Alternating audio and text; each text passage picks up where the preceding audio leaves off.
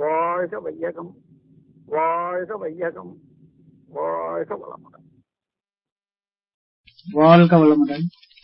தொடர்ந்து மகரிஷி அவர்கள் அன்பர்களது சந்தேகங்களுக்கு விளக்கம் அளிக்கிறார். சில குழந்தைகள் பிறக்கும் போது பிறவியிலேயே குறைபாடுடைய குழந்தைகளாக இருப்பதற்கான காரணம் என்ன என்று சுவாமிஜி அவர்களை விளக்குமாறு கேட்டுக்கொள்கிறேன்.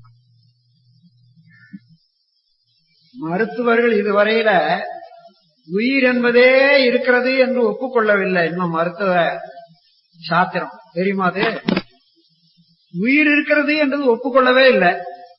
அந்த உயிருக்கும் கருப்பதிவுக்கும் இரண்டாவது ஜெனட்டிக் என்றதோ அல்லது ஹெரிடிட்டரி குவாலிட்டி என்றதோ ஓரளவு ஒத்துக்கொண்டாலும் இந்த பதிவுகள் எல்லாம் திரும்பி இது பின்னால வருது என்றதை இன்னும் அவங்க ஒத்துக்கொள்ளல.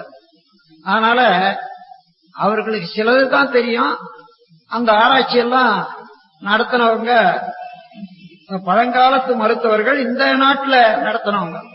அவங்க அதெல்லாம் கண்டுபிடிச்சுதான் சொல்லி இருக்காங்க. ரெண்டாவது, இந்த சூரியன்ல இருந்து வரக்கூடிய பிளாக் ஹோல்னு சொல்றேன், இந்த ராகு கேது, அந்த ராகு கேது என்ற இரண்டு பிளாக் ஹோலுக்கு நேர்ல சூரியன், சந்திரன், பூமி, இந்த மூன்று வந்து அப்பதான் கிரகணம் பிடிக்கும். ஆகையினால அந்த நேரத்துல அது எதிர்ப்புறமான சக்தியாக உடலுக்கு நல்லதாக இருக்காது.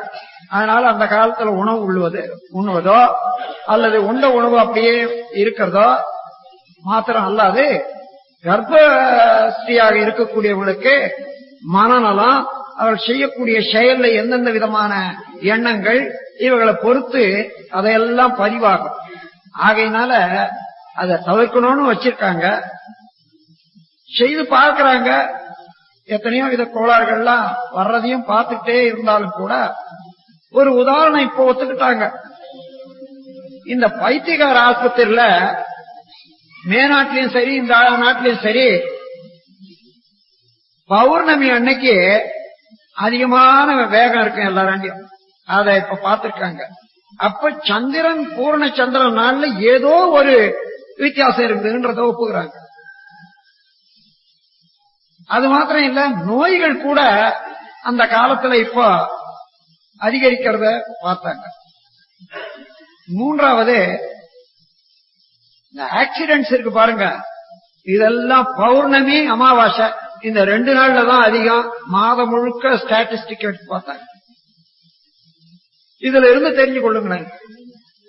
ஆகையினால அந்த ராகு கேதுக்கு நேர்ல வர்ற போதுதான் கிரகணம் வர்றதுனால அந்த கிரகணம் நமக்கு தெரியக்கூடிய கிரகணமாக இருந்தால் அந்த காலத்துல கர்ப்பஸ்திரீகள் பூரண ஓய்வு எடுத்துக் கொள்வது அல்லாது மனதை நல்ல முறையில அன்னைக்கு போய் அப்ப போய் உட்கார்ந்து சினிமா பார்த்துட்டு அவங்க அழுதாங்கன்னா நாமும் அழுதுட்டு வர வேண்டாம். இது அதாவது துட்டு கொடுத்துட்டு அழாது. அந்த மாதிரி சினிமாக்கெல்லாம் போவானா, அப்படி ஒழுங்கா இருக்க வேண்டியது அவசியம் தான். குருவே துணை இரட்டை படம்